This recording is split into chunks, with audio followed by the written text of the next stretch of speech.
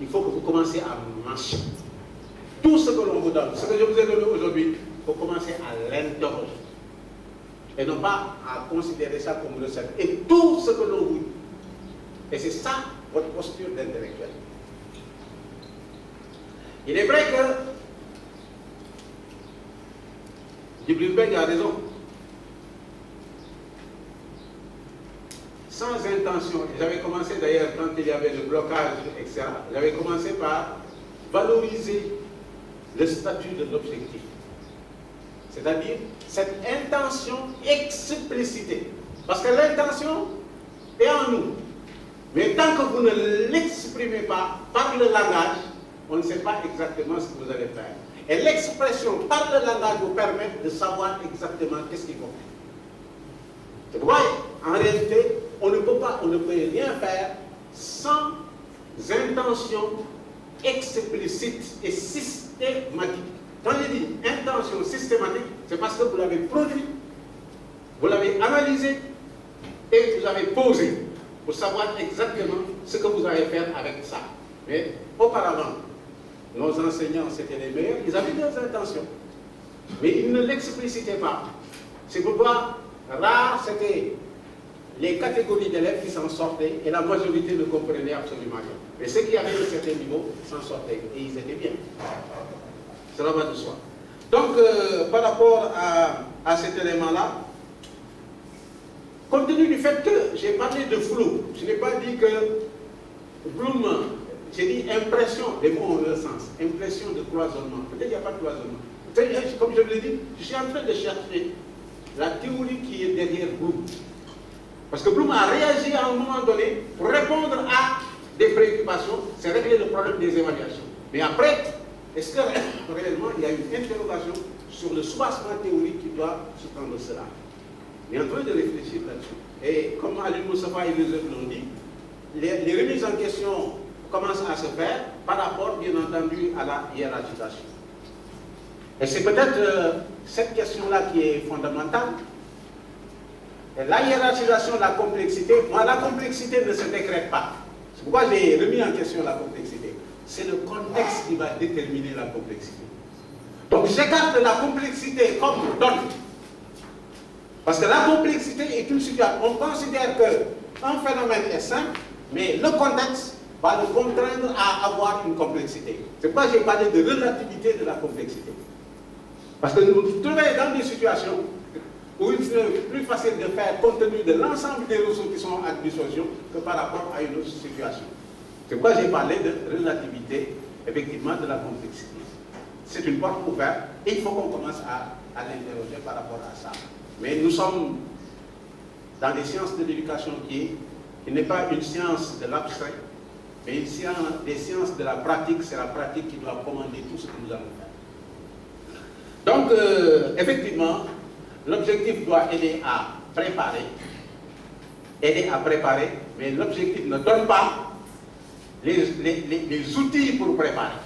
Elle l'a bien senti dans sa pratique pour voir que, comme je l'ai dit tantôt, la fin peut justifier les moyens, mais il faudrait nécessairement que vous créez les moyens pour arriver à cette fin par rapport à ce niveau. Mamour, je n'ai pas la prétention de créer une taxonomie. J'ai essayé de simplifier. Simplifier, ça ne veut pas dire réduire. J'ai essayé, compte tenu des difficultés qu'on a rencontrées quand on menait la pédagogie universitaire et l'expérience que j'ai eue avec les objectifs, et que vous savez, vous pouvez présenter une fiche dans les objectifs, mais dès que vous entrez en classe et qu'on vous interpelle là-dessus, vous aurez des difficultés à dire que ça se rapporte à ça. Parce que vous écrivez simplement, parce qu'on vous a demandé d'écrire. Nous parlons en connaissance de cause parce que nous sommes enseignants de terrain. Alors, il faut simplifier. Et la simplification, j'ai eu à le faire à travers l'article que l'autre a fait, et je reviendrai également sur les compétences. Je vous ai signalé également un travail que j'ai fait sur les compétences, parce que j'ai eu également, compte tenu du discours qui avait été lancé sur les compétences, à un moment donné, j'ai assisté à des empoignades. J'ai dit, mais il faut qu'on interroge les compétences, je vous les référer, et j'ai interrogé les compétences. Et rassurez-vous, ma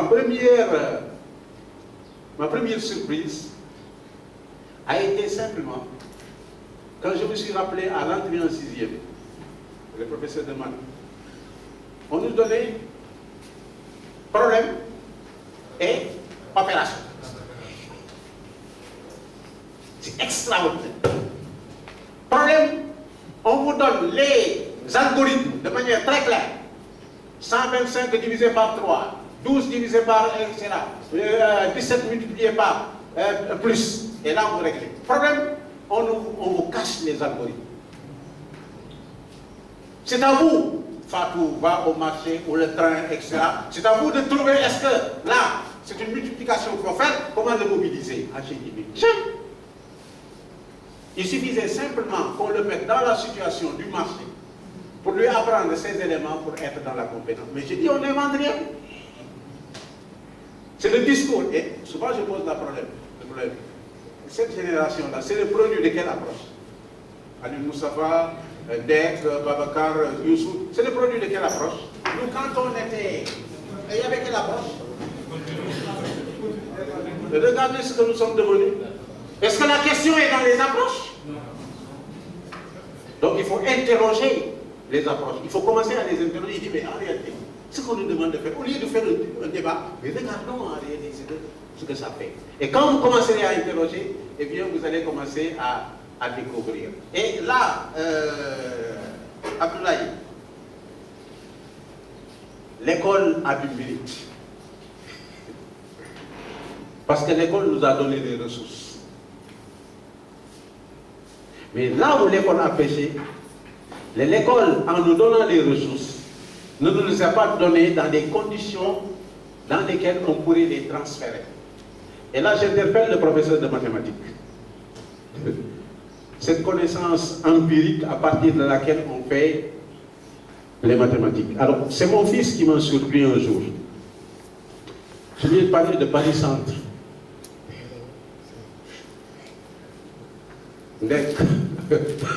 Allez au géographe barycentre.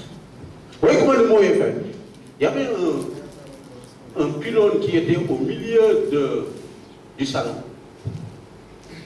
Et il m'a expliqué le phénomène du barycentre à partir de ça. Est-ce que les professeurs de maths ne peuvent pas enseigner à partir de l'architecture certains éléments mathématiques? Parce qu'ils refusent d'animer, parce que rien, nous sommes dans le cadre espace-temps. La dernière fois à la télévision, quand j'ai vu une enseignante faire dessiner à ses élèves un bonhomme avec des rayures sur la chemise, et là, c'est le point de départ pour leur montrer que ces rayures ne se touchent pas, et voilà deux parallèles. Mais c'était extraordinaire. Cela veut dire que, et là nous revenons sur les compétences. Les compétences ne sont rien d'autre qu'un apprentissage contextualisé. Quand vous apprenez une chose dans un contexte professionnel ou social, le transfert sera facile lorsque l'élève y serait. Et le curriculum de l'éducation de base est en train de le réussir. Ces élèves-là sont mieux formés que vos élèves du secondaire. Parce que, effectivement, on a commencé à montrer que ce que l'école fait, c'est bon, il offre les ressources, mais il n'apprend pas à les utiliser en situation. Donc, je ne parlerai pas de l'approche par compétence, mais je parlerai de l'approche par situation, si on me le permet. Parce que c'est une expression que j'ai calculée comme ça, je ne l'ai pas longtemps interrogée pour le formaliser. Donc, en réalité, vous voyez que lorsque je parle d'approche holistique, mon exposé est porté sur une vision. Donc, je suis général. Peut-être les interventions à venir vont porter sur la stratégie. C'est en ce moment-là que nous entrerons dans la mise en œuvre. Mais aujourd'hui, voyez la différence. Je veux que vous ameniez à percevoir le modèle.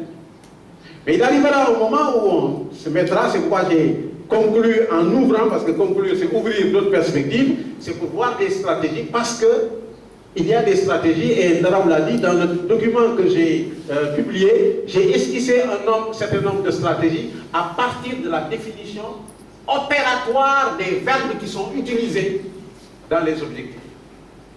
Parce que quand je dis définir un objet, mais il faudrait que je sache ce que signifie une définition. Il faut que je donne au mot définition, parce que le langage doit exprimer une expérience montrable et démontrable. Quand je dis que quelqu'un a défini, il me faut avoir des indicateurs pour le définir. Parce que définir, on peut définir par la nature, les caractéristiques naturelles, et définir par la caractéristique de la fonction. C'est possible. Donc si je ne sais pas que définir, c'est faire ressortir la nature et la fonction à travers leurs propriétés, je ne peux pas demander à quelqu'un, de manière autonome, pour l'encadrer, à s'inscrire dans une perspective d'apprentissage de la définition. Mais nous n'en sommes pas encore là. Comme je l'ai dit, j'étais dans la vision. Il y aura une autre occasion où nous entrerons dans la stratégie. Donc, par rapport aux compétences, rassurez-vous, nous y sommes. Parce que nous parlons d'un apprentissage efficace, et un apprentissage efficace est fonction de la situation à laquelle on se réfère. Et donc, les professeurs de maths commencent à regarder dans l'environnement des élèves, eh bien, ce qu'on peut faire par rapport, bien entendu, aux objets passant de l'empirie, eh bien, vers l'abstrait. Et d'ailleurs, c'est la première démarche scientifique. Je le disais tantôt à un ami quand on venait ici, c'était par rapport à cette situation. Toutes les situations peuvent être des situations intentionnelles d'enseignement. J'ai dit bien intentionnelles. Parce que celui qui est chargé de l'enseignement n'est pas n'importe qui. Pour aller enseigner, vous êtes venu avec un background. Alors, demandez-moi d'aller enseigner les mathématiques. Je ne pourrais pas le faire parce que je n'ai pas le background nécessaire. Donc, c'est parce que vous avez le background par rapport à ça que vous avez la possibilité de savoir ce que vous détenez, quelle est la situation la plus appropriée par rapport au niveau de l'enfant, en lui donnant la possibilité de le construire lui-même. Là, nous sommes dans la stratégie. Or, je vous ai dit qu'aujourd'hui, nous sommes dans la vision. Donc, l'approche par compétence est là. Et l'approche par compétence, c'est ce que l'école faisait. Il suffit simplement que l'école convoque des situations sociales, authentiques, etc., pour amener les élèves, effectivement, à se rendre compte qu'écrire un texte, qui est une habileté, écrire une lettre d'amour, ou une lettre administrative devient une compétence. Quelle sera la différence? Parce que l'habileté est polyvalente et la compétence est contextualisée. Parce que dès que vous mettez la référence à une situation, eh bien, c'est la même chose. Donc, l'autre l'a dit, je demande à mes élèves de faire, et là il est dans la perspective d'étayage. Parce que là également, il ne sort pas du cadre des références. Parce qu'on dit, jaugez d'abord les représentations. Ndaraou, c'est ce que vous faites. Et on vous a tous appris. Commencez d'abord par, parce que ce n'est pas de la tabula rasa. Commencez d'abord par ce qu'il faut. C'est une stratégie que nous n'osons pas. Or, c'est la stratégie la plus pertinente d'exploration, et les naturalistes en savent quelque chose par rapport à certains conceptions qui sont ancrées, et c'est à partir de ce moment-là que vous pouvez jauger ce qu'il sait et ce que vous allez lui apporter, et ce que vous allez concéder et ce qu'il ne sait pas. Donc là également, vous êtes dans une dynamique de stratégie, vous êtes sûr que les élèves sont au centre. Quand vous les mettez dans des situations, ils s'en rendent compte par rapport à ça. Parce que par rapport à ces situations-là, l'apprentissage de ce qu'ils doivent faire, si vous le référez à leur propre expérience, par rapport, parce qu'on parlait d'ailleurs avec mon ami Youssou, les élèves avec des difficultés, population, race, langue, etc. Je dis, mais les élèves de 6e là, ils ont des fans parmi les blancs, parmi les noirs, mais pas des là. Parce que c'est ça qui les intéresse. Et c'est ça qui va les approcher empiriquement pour les amener, bien entendu, à l'abstrait, à l'abstraction qui est généralisée. Donc, dans ce domaine-là, il faudrait quand même qu'on fasse preuve de réflexivité, donc qu'on s'interroge sur nos pratiques et sur nos contextes pour pouvoir les améliorer. Et je sais que vous avez le temps. Je n'ai pas créé, enfin, je ne peux pas avoir la prétention de créer une autre taxonomie. Si en réalité taxonomie c'est classification, donc organisation, ce que je propose, je me suis inspiré d'un certain nombre d'auteurs et je l'ai formalisé. Donc je n'ai pas créé un chantier, j'ai déblayé des sentiers qui existaient. Et pour montrer en réalité que lorsque, et c'est très simple, et quel que soit le niveau, on le comprend. Si c'est ça mon objet d'apprentissage, le micro, ce que je voudrais que vous en sachiez et qui sera l'apprentissage à réaliser, c'est qu'est-ce que c'est et comment l'utiliser. Et regardez, ce que me disait Bloom sans Bloom, non, les bris de Bloom, je les ai récupérés pour les redistribuer. Parce que, comme je vous l'ai dit tantôt, dans le champ scientifique, tout est ressource. Il n'y a pas de recette. Et comme c'est une ressource, en fonction du contexte, eh bien, je peux réutiliser, etc. Effectivement, j'ai fait du Bloom. Mais sans Bloom, certes, parce que j'ai relu Bloom et je l'ai adapté à ce binôme que vous pouvez appeler, etc. Je ne les ai pas appelés domaine, je les ai appelés registres d'apprentissage. Et c'est un choix, parce que les mots sont des étiquettes. Apprendre, vous l'avez dit, on enregistre. Piaget dirait, on s'accommode et on assimile. Mais il faut enregistrer ce que vous accommodez et que vous devez assimiler. Alors donc, apprendre, c'est s'inscrire dans un processus d'enregistrement. Parce que notre mode de fonctionnement est un mode d'enregistrement. C'est pourquoi j'ai utilisé le mot registre.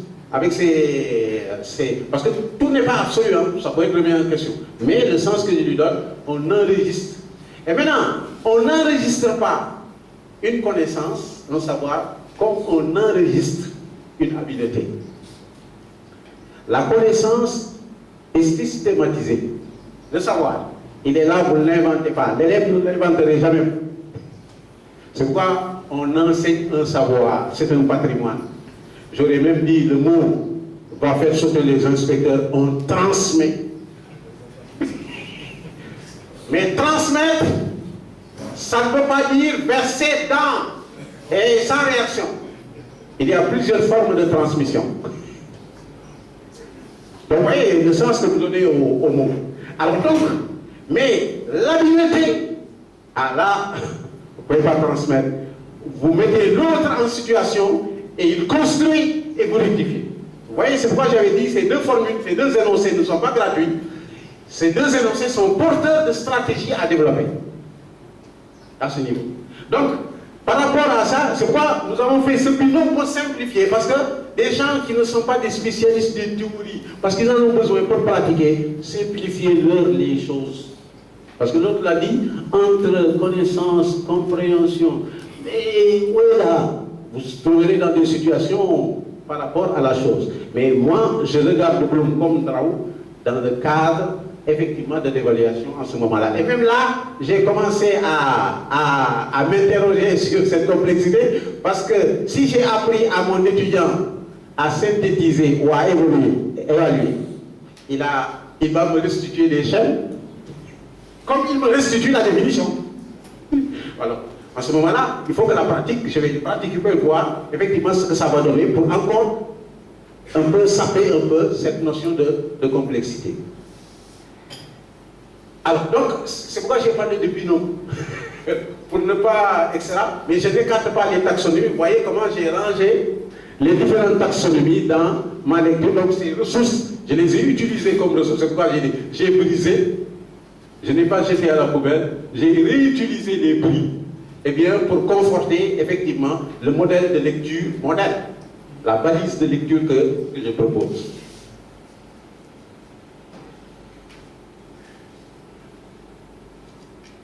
L'approche c'est erreur, c'est ça que nous allons faire. Alors, le professeur de maths, je crois que c'est le mal au Sénégal et ailleurs, les mathématiques. Mais j'aurais conseillé au professeur de maths de s'adosser à l'expérience, même si on vous l'interdit. Et regardez, explorer, parce que c'est votre travail, explorer comment vous pouvez le faire. Parce que je n'ose pas m'aventurer pour vous donner, en dehors de l'exemple du barycentre que j'ai indiqué tout à l'heure, parce que ce n'est pas mon domaine. Or, il ne faut jamais avoir la prétention de parler avec aisance dans le domaine de l'autre. Parce que vous ne y connaissez pas. Je me suis permis de faire le fou dans votre domaine. Vous savez ce que c'est que faire le fou? Donc, soirée. Donc la proposition que je vous ai faite par rapport, etc., c'est comme faire le fou. Maintenant, si vous y retrouvez, vous pouvez vous engager. Si vous ne le retrouvez pas, écartez, c'est à faire le fou. Parce que dans notre pays, c'est ça. C'est-à-dire qu'on s'allonge spécialiste dans un domaine et on se donne l'autorité de parler. Alors que ce n'est pas sa spécialité. Quand on parle dans le domaine de l'autre, on doit poser des questions pour comprendre. Et même si on s'aventure à en parler, on doit faire le fou. Donc j'ai fait le fou en répondant à votre préoccupation, mais je n'ai pas de recette.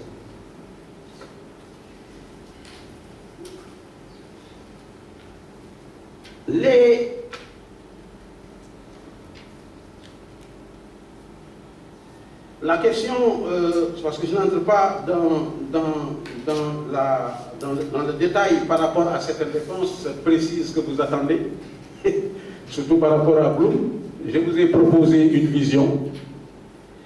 Et réfléchissez sur la vision pour voir la perspective de mise en œuvre que ça facilite, parce que j'ai essayé de simplifier.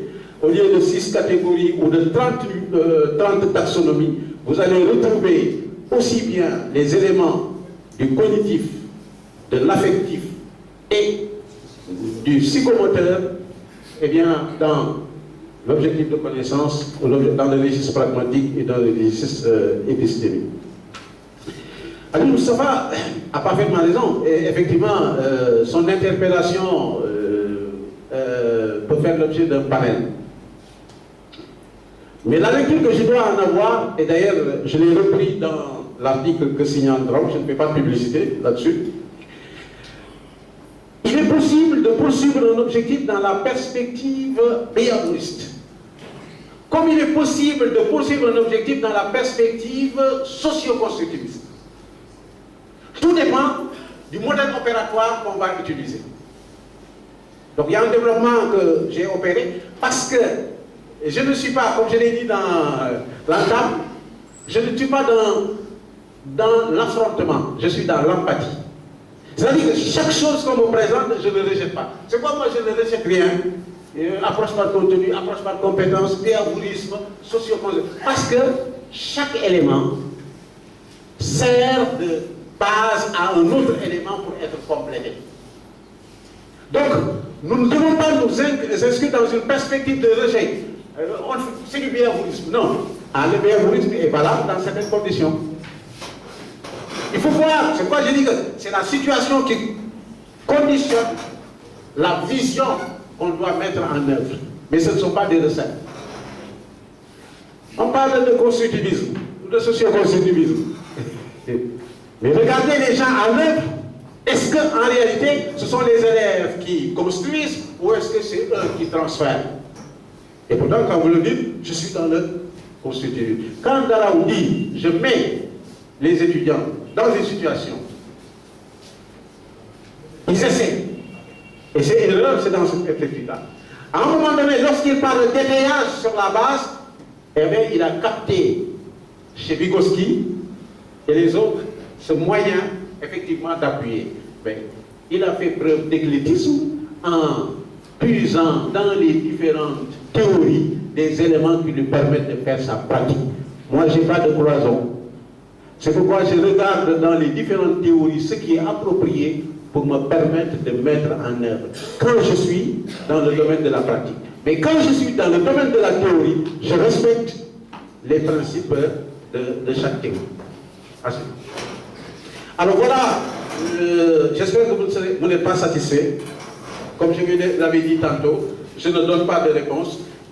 J'ouvre encore d'autres lectures qui soulèvent d'autres questionnements parce que nous sommes dans un perpétuel questionnement. Alors celui qui parlait, j'ai essayé de faire cette classification par rapport à cet aspect bleu. Mais maintenant, pour ce que vous avez dit là, Mamour, l'autre dit apprendre, c'est percevoir, comprendre, mémoriser, etc.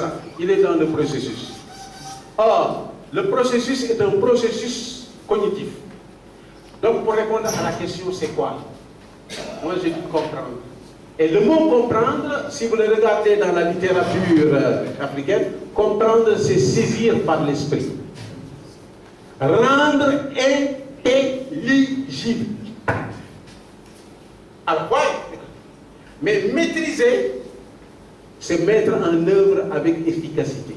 Donc voilà les sens que j'ai donnés aux mots. Ça ne veut pas dire que c'est des mots qu'il faudrait plaquer, mais ayez à l'esprit que lorsque vous le mettez en œuvre, ça renvoie à une habileté ou bien ça renvoie à une connaissance épistémique et pragmatique. Monsieur le Président, j'en ai terminé et je me sens fatigué. Voilà. Donc, merci. Mais ça ne nous empêche pas quand même d'ouvrir une deuxième liste s'il en faut, même s'il est fatigué. Alors, donc, s'il y a... J'ai oublié. Non, j'ai oublié parce que... j'ai oublié... Ibrahima... j'ai flairé un peu, et j'ai esquissé sa réponse. Quand les inspecteurs passeront, ils vont vous inspecter. Les inspecteurs, là, ils inspectent. Ça veut dire qu'ils viennent, c'est une institution. Je les provoque. C'est une institution qui vient avec un certain nombre de normes. Alors, s'ils ne voient pas ces normes, eh bien, vous passez à côté. Ils vous tracassent. Or, ces inspecteurs-là, ce sont des spécialistes dans un domaine. Et dans leur domaine, il y a la relativité. Maintenant, lorsqu'ils se retrouvent dans le domaine de l'éducation, ils n'appliquent pas cette relativité. C'est-à-dire que quand vous venez voir un étudiant et qui fait quelque chose qui vous est étranger, qu'est-ce qu'il faut lui demander? Il faut lui poser des questions d'abord. Donc il faut être dans une situation d'empathie. Or, ici, que ce soit nous les enseignants ou les inspecteurs, dans notre rapport, et vous les professeurs, dans vos rapports avec des élèves, vous avez des rapports d'autorité. Ça veut dire que c'est vous qui savez, eux ne savent pas.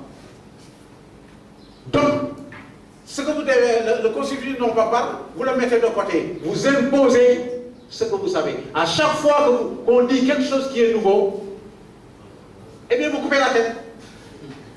Donc, en réalité, si maintenant on est fidèle à ce que nous sommes, c'est-à-dire des scientifiques, des intellectuels, à chaque fois il y a quelque chose de nouveau, on questionne. Parce que c'est le questionnement, c'est quoi qui permet de rendre intelligible. Peut-être qu'il a des informations, j'avais dit, il a des informations que vous n'avez pas. Et maintenant, quand vous les avez, en l'enregistrant par rapport à votre répertoire, ça vous enrichit plus par rapport à ce que vous savez et vous lui donnez plus encore d'orientation. Effectivement, ne prenez pas le risque d'imposer, c'est expliquer, mais comme l'a dit l'autre, vous ne sortez pas de Bloom. Vous utilisez dans l'écriture Bloom, mais dans la mise en œuvre, on se rend compte en réalité que vous avez simplifié les choses par rapport à la mise en œuvre. La crainte existe, le débat est ouvert, et entre inspecteurs et ceux qui doivent être inspectés, la première approche, c'est une approche d'empathie d'abord, avant d'être une approche de conseil, parce que, comme l'a dit, on le voit faire, on lui demande quoi ce qu'il a fait, et ensuite on le conseille. Maintenant, si on revient et que le gars, il en persiste, on sait qu'il n'a rien compris à partir de ce moment-là, à ce niveau, etc. La crainte existe, mais quand même en tant qu'intellectuel, ce que nous avons proposé, ça ne tombe pas du ciel, ça existe dans la littérature des sciences d'éducation. Vous leur donnez les références dans les sciences d'éducation, et au moment de ça, quand vous les voyez formuler des objectifs, il fait objectif de contenu, objectif de maîtrise. Ça existe déjà. C'est des choses que les autres administrateurs ont déjà utilisées. Mais malheureusement, on n'a pas vulgarisé, on pense que c'est toujours Bloom. Alors que Bloom est intéressant d'avoir donné le départ, mais il n'y a pas que Bloom. Si le champ de choix est vaste et que les situations sont complexes, on a la possibilité de les adapter. Mais si on a un champ vaste et on n'a pas de choix, effectivement, on a des difficultés. Le dictionnaire de l'éducation de Legendre est à la bibliothèque ici et à la CUS. Allez le consulter, vous verrez des choses extraordinaires par rapport aux spécificités en rapport avec les situations que vous proposez. Vous m'excusez d'avoir pris la parole parce que je n'avais pas... Je voudrais demander de continuer à parler pendant que moi je termine.